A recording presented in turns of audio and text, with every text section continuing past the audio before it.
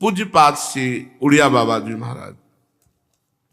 महापुरुषों के वचन समस्त संशयों का नाश करके भगवत प्राप्ति में बड़ी सहायता करते हैं। पूज्य बाबा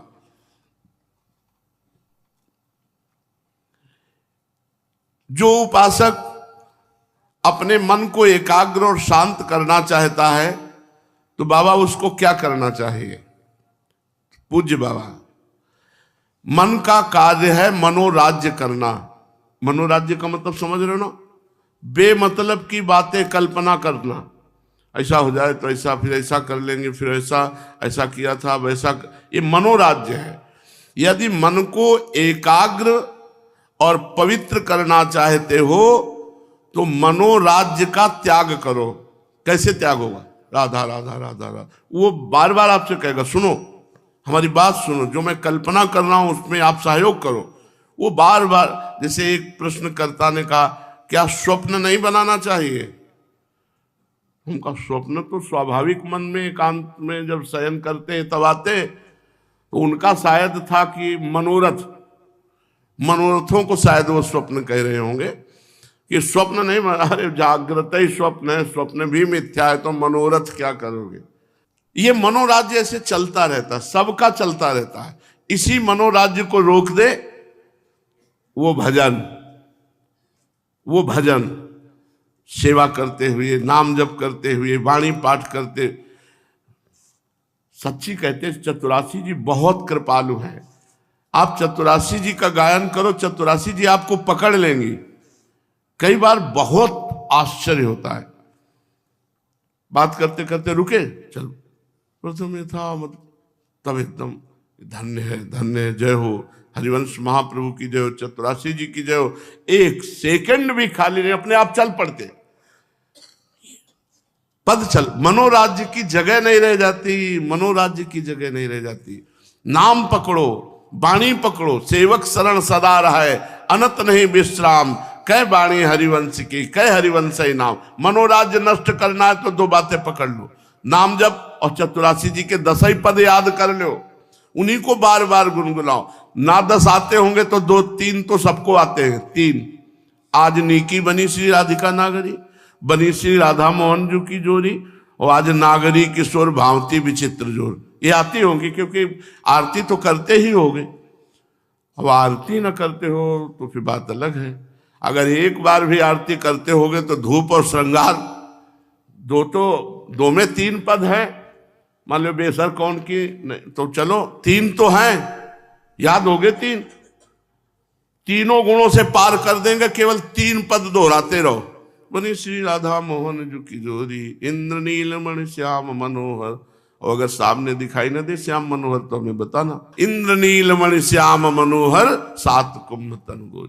मनोराज्य हटाने के लिए 2 बात पकड़ लो, नाम नहीं चल रहा तो पद, और देख लेना मनोराज्य खत्म ना हो। बेमतलब का मनोराज्य समय नष्ट करते और गाढ़ चिंतन जैसे समाधिस्थ हो, व्यर्थ के मनोराज्य चलते रहते। दूसरा, अब अगर पद चलाना है और नाम जप करना है तो 2 बातें बाबा कह रहे हैं, मौन या मित भाषण। मौन रहो या मित भाषण, मतलब बहुत कम शब्द बोलने का अभ्यास बनाओ। ऐसा करना चाहिए, हर साधक को करना चाहिए। कुछ साधकों को तो देख रहे हैं कि मौन ही रहते हैं और कुछ साधक मित भाषण वाले भी हैं। मौन या मित भाषण, मौन रहो बहुत बढ़िया है। शाम टाइम प्रायः मौन ही रहते हैं, अगर कुछ कहना हुआ भी तो इशारे से बात करते हैं, क्योंकि एकाकार वृत्ति चलाने के लिए मौन। तो कुछ समय आप लोग भी निकालिए कि आपका मौन हो, कुछ समय मित भाषण आवश्यक है तो मित भाषण कर दीजिए, वो वाला मत कीजिए, उस समय मित भाषण कीजिए और कुछ समय रखिए मौन। जब यहाँ से सेवा से निवृत्त हो जाओ तो अपने कमरे के लिए मौन हो जाओ। इतने में तो नाम जप और वाणी का अभ्यास बना लो कि 6:30 से और शयन तक, जो भी आपका शयन का समय है, उस समय तक आप केवल नाम वाणी में रहोगे, कोई और कार्य आपके है नहीं। मौन रह जाओ शांति से। मनोराज्य का त्याग, मौन अथवा मित भाषण। और तीसरा, बहुत कठिन बात, ये प्राय भगवान भी इसी बात को कहते रहते हैं। काम संबंधी हर चेष्टा का त्याग, काम संबंधी वार्ता नहीं, काम संबंधी दृश्य नहीं, काम संबंधी संकल्प नहीं, काम संबंधी चेष्टा नहीं। अगर मन को निर्मल और शांत और भगवदाकार करना है, चाहे गृहस्थ भक्त हो चाहे विरक्त भक्त हो, आपको संतानोत्पत्ति के लिए शास्त्र आज्ञा करता है, अन्यथा आपका भी उद्देश्य भगवत प्राप्ति ही है, माया प्रपंच में फंसना नहीं है। मानव जीवन साधन धाम मोक्ष कर द्वारा, पाए न जे परलोक सम्हारा, इस पर ध्यान दीजिए। और दिन भर तो चाहे कट जाए, पर जब शयन करने रात्रि का जाओगे, उस समय बहुत सावधानी की जरूरत है।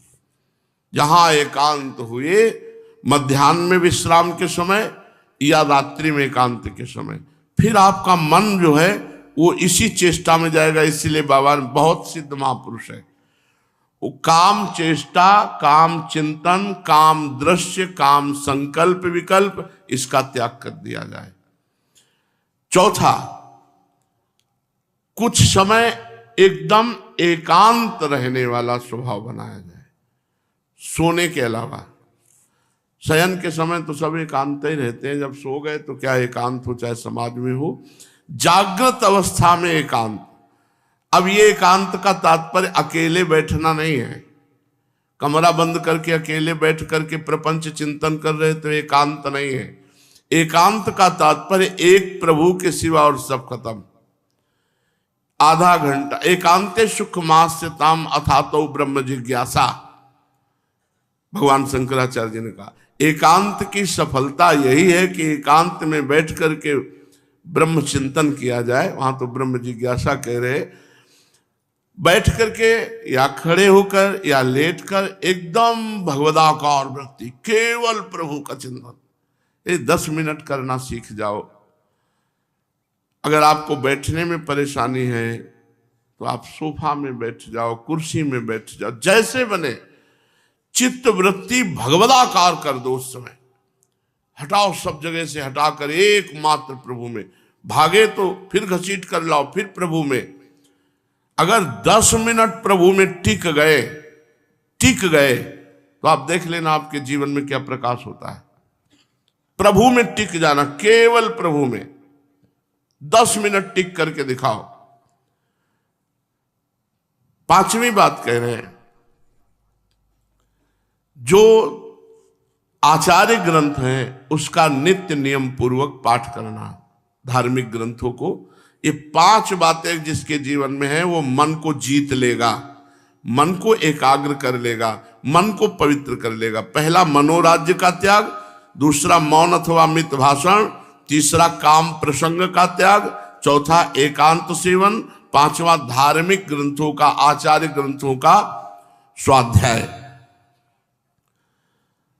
जो अपमान और निंदा सहन कर सकता है वही तपस्वी भगवान का सेवक कहलाने योग्य होता है। जो अपमान और निंदा को सह सकता है वही तपस्वी भगवान का सेवक, दास कहलाने योग्य है। सेवक सुख चा मान भिखारी। जो दूसरों से अपने शरीर की सेवा करवाता है उसका पुण्य और तप नष्ट हो जाता है, और जो अपने शरीर से दूसरों की सेवा करता है उसका पुण्य और तप बढ़ता है। इसलिए जब तक पानी उठा लेने की ताकत हो तब तक किसी से सेवा ना ले अपनी। हम इसी से कहते हैं कि अगर कोई रसोई बना रहा है, तुम भोजन पा रहे हो, तुम पोछा लगाओ, दोना पत्तल फेंको, कोई सेवा करो। नहीं, ये सेवा तुम्हारे भजन, तुम्हारे तप को, तुम्हारे पुण्य को छीन कर देगी। जब तक समुद्र से कनेक्शन नहीं होता तब तक बात बहुत होश में। अब जब समुद्र में चित्त, प्रभु आनंद समुद्र है, प्रभु पुण्य समुद्र है, अब फिर फर्क नहीं पड़ता कि इतना हिस्सा भजन में जाएगा, तो तुम घसीट लो जितना घसीट पाओ, तुम घसीट लो जितना घसीट पाओ, हमारा समुद्र है। बोले एक बार प्रणाम कोई कर दे तो भजन का इतना हिस्सा चला जाता है, भोजन का इतना हिस्सा चला जाता है, वस्त्र देने वाले का इतना हिस्सा चला जाता है। कब तक? जब तक भगवदाकार वृत्ति नहीं हो। जहां भगवदाकार भगवत साक्षात्कार हुआ, अब तस्मित् तज्जने भेदा भावात, भक्त और भगवान में अभेद स्थिति होती, अब वहां कोई फर्क नहीं पड़ता। तो जब तक भगवत साक्षात्कार ना हो तब तक किसी से शरीर सेवा ना लो, बीमारी के अलावा। अगर बीमार हो गए हो तो बात अलग है, अपनी कोई भी सेवा, शरीर सेवा ना लो। अब अगर आप भोजन पाते हैं तो आपको सेवा ऐसी करनी चाहिए जिससे आपका तप, आपका भजन सुरक्षित रहे। क्योंकि अगर आप सेवा नहीं करते तो आपके भजन का हिस्सा उनको मिलेगा जो भोजन बना रहे हैं, क्योंकि वो फ्री नहीं बना रहे, वो भी साधक है, भजन कर रहे हैं और बना रहे हो। अगर आप पा रहे हो, बड़ी मस्ती से रह रहे हो, नहीं, ये प्रकृति की बिजली है, ये प्रकृति की सब वस्तु, फिर टैक्स है सबका। भगवान की प्राप्ति जब तक नहीं हो जाती तब तक टैक्स भरना पड़ेगा। इसलिए बहुत, एक चुल्लू भी पानी बर्बाद नहीं करना। अगर हमें एक गिलास जरूरत है तो एक गिलास से ही काम चलाएंगे, ऐसा नहीं कि पूरी टोटी खोल दी और मनमानी गीजर चल रहे, मनमानी पानी चल रहा, मनमानी बिजली चल रही। ये मत समझो कोई नहीं देख रहा हो, एक एक बूंद का तुम्हें टैक्स देना पड़ेगा। उतने ही प्रकृति का भोग करो जितने से जीवन चल जाए, और खूब भजन करके भगवत प्राप्ति कर लो। फिर भगवान की जैसी इच्छा, फिर जैसी इच्छा। अभी अपने सावधानी से चलो। सेवा करने वाले को लाभ ही लाभ है, सेवा कराने वाले को घाटा ही घाटा है। इसलिए जो कोई सेवा करता है वो महान तप रूपी धन से परिपूर्ण हो जाता है। सबकी सेवा। अरे देहाभिमान नष्ट करना हो तो जिनके जूते उतरे हुए वहां चुपचाप खड़े हो गए, कपड़ा लेके सबके जूते साफ कर रहे। ये मत सोचो ये गृहस्थ है, सबके हृदय मंदिर में भगवान है। ये करने का सौभाग्य मिल जाए तो बहुत कृपा हो जाए। कहीं की नाली साफ कर दी, कहीं सोहनी लगा दी, देहाभिमान नष्ट हो जाएगा। देहाभिमान नष्ट करने के लिए यही सेवाएं हैं, और सेवाएं तो चंवर डुला रहे हो। अगर देहाभिमान है तो श्री जी को चंवर नहीं डुला रहे, 4 लोग हमें देख रहे कि चंवर डुला रहे, लेकिन जब नाली साफ कर रहे हैं तब 4 लोग देख रहे हैं, ये भाव नहीं आएगा हे भगवान हम पर कृपा करो, वो बहुत दैन्यता आ जाएगी। ये इसीलिए सेवा जरूरी। कभी कभी खड़े हो जाना चाहिए जहां सबकी पादुकाएं उतरी, एक कपड़ा ले ले, सबकी पादुकाएं साफ। वो सब सत्संग में बैठे हैं, उधर पादुकाएं सब, कोई जाना भी नहीं, और इसके बाद वही कपड़ा माथे पे रख के और जल रख कर, जल से उसको धो के सबका चरणा। देखो अभी हृदय में प्रेम आता है कि नहीं। तो सेवा करने से लाभ ही लाभ है, ढूंढना चाहिए सेवा। सबकी जूठन उठाने का सौभाग्य मिले, सब संतों का जूठन का किनका मिले, ये सब दैन्यता के भाव है। बड़ा कठिन है दैन्यता आना, बड़ा कठिन है। इसीलिए सबको कृपा मिले, इसीलिए यहाँ वृंदावन के सोहनी सेवा वालों को निमंत्रण दिया गया, सबके चरण धो, और सबको बताया था कि होश में किसी भी तरह का अपराध नहीं बनना चाहिए। इनको ऐसे देखो कि जैसे साक्षात भगवान पधार रहे हैं, और भगवत कृपा से ऐसा ही हुआ था। और उनका जब चरणामृत पिया तो आपको कैसे बताएं, एक अद्भुत आनंद, एक अद्भुत आनंद। क्योंकि सबसे बड़ी दैन्यता की बात यह है कि वो हमारे वृंदावन की सेवा करते हैं, और वो सेवा करते हैं जहां कोई सेवा नहीं कर सकता। सच्ची मानिए, दैन्यता लाने के लिए, अहंकार का नाश करने के लिए कहीं भी आप सोनी लगाओ, कहीं भी आप नाली साफ कर दो, किसी की पादुकाएं साफ कर दो। श्री गुरुद्वारे जी में तो हमें लगता है ये सेवा बड़े बड़ों को दी जाती है, जोरी सेवा, जोरी सेवा, पादुका सेवा, ये बड़े बड़ों को दी जाती है। और जाते हैं, जो गुरुद्वारे में उतरे हुए पादुकाएं होती हैं उनको साफ करते हैं। सेवा करने से लाभ ही लाभ है, बहुत बढ़िया बात है। अहंकार नष्ट होता है इससे, बहुत बढ़िया बात है, बहुत बढ़िया बात है। भगवान कृपा करें और दैन्यता आ जाए। पूज्यपाद बाबा कहते हैं 7 जगह मौन रहना चाहिए। जब माला कर रहे हो तब मौन रहना चाहिए, और जब भोजन कर रहे हो तो मौन रहना चाहिए, और शौचालय में हो तब मौन रहना चाहिए। अब आजकल के नए बच्चे जानते नहीं तो शौचालय में मोबाइल ले जाते हैं, पहली बात तो मोबाइल अपवित्र हो गया, और दूसरी बात शौच में बैठे बैठे बातें भी करते रहते हैं फोन से। अरे थोड़ा तो समझो, शौचालय में तब तक मौन नहीं खोलना चाहिए जब तक नहाकर आचमन न कर ले, नहीं तो उसके सुकृत नष्ट होते हैं। तब सुकृत रह ही नहीं गए तो नष्ट क्या होंगे, रह ही नहीं गए, बुद्धि ही भ्रष्ट होती चली जा रही है। शौच में बैठे बैठे फोन से बात करते हैं, शौच में बैठे बैठे पेपर पढ़ लेते हैं। अरे कम से कम वहां तो राधा राधा मन में जप लो, वहां तो एकांत में भगवत स्मरण कर लो, बहुत बढ़िया एकांत है। वो पेपर पढ़ रहे हैं, वो मोबाइल लेके जा रहे हैं। हमें लगता है नए बच्चे तो प्रायः लेके जाते होंगे, क्योंकि एक दो बच्चों से पता चला तो ऐसे लगता है कि प्रायः लेके जाते हो। शौच के समय ये साधना है, उतने ही वस्त्र धारण करो जितने प्रक्षालन करना है, और बैठ करके भगवत चिंतन करते हुए शौच हो। फिर दाहिने हाथ से बाएं रज में, मतलब कम से कम 3 बार तो रज से धो हाथ, फिर दोनों हाथ 2 बार कम से कम रज से, फिर आचमन जाकर के जब नहा धो के तब बात करो। लघु शंका करते समय मौन, शौच करते समय मौन। खड़े खड़े लघु शंका ये नहीं करना चाहिए। शौच में, लघु शंका में, स्नान करते समय या तो मौन मंत्र जाप या फिर स्तोत्र गायन। जैसे अपने स्नान करते तो जो ही जल डाला सो ब्रजाधिराज नंदनाम बुदावगात्र चंदना, यमुनाष्टक का गान स्नान करते करते यमुनाष्टक हो जाता है। नित्य स्नान के समय यमुनाष्टक का गान। और जब हवन कर रहे तो अब तो यज्ञ हवन का तो कोई है नहीं विधान, अब कहाँ। और मार्ग में चलते हुए मौन चलना चाहिए। अगर बात करना है किसी से तो साइड में खड़े हो जाओ। मार्ग चलते हुए, हंसते हुए, बात करते हुए, ये बुद्धि को निम्न धरा में है ऐसा परिचय दिलाती है। महापुरुषों ने जो लिखा उसको सब।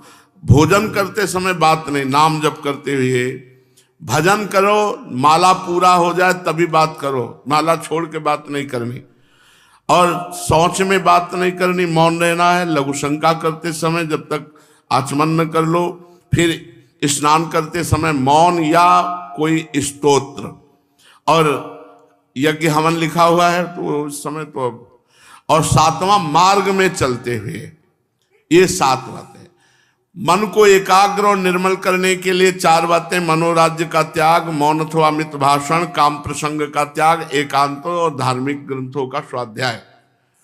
पूज्य पाद उड़िया बाबा जी महाराज ऐसे सिद्ध महापुरुष हुए कि जो भक्ति, ज्ञान, वैराग्य तीनों साधनों को ऐसी पुष्टता से किया है कि ब्रह्मबोध और भगवत प्रेम दोनों में समाहित एक भी शब्द ऐसा आज तक नहीं मिला जिसमें संशय हुआ हो। इसलिए महापुरुषों के वचनों को धारण करो। और आज के सत्संग में बाबा के वचनों को एक खास बात दी गई है कि 6:30 बजे से शयन तक मौन। अब ना रहना तो कोई अपराध नहीं हमारी तरफ से, कोई हम कसम नहीं दिला रहे, लेकिन रहोगे तो साधन में ज्यादा लाभ मिलेगा।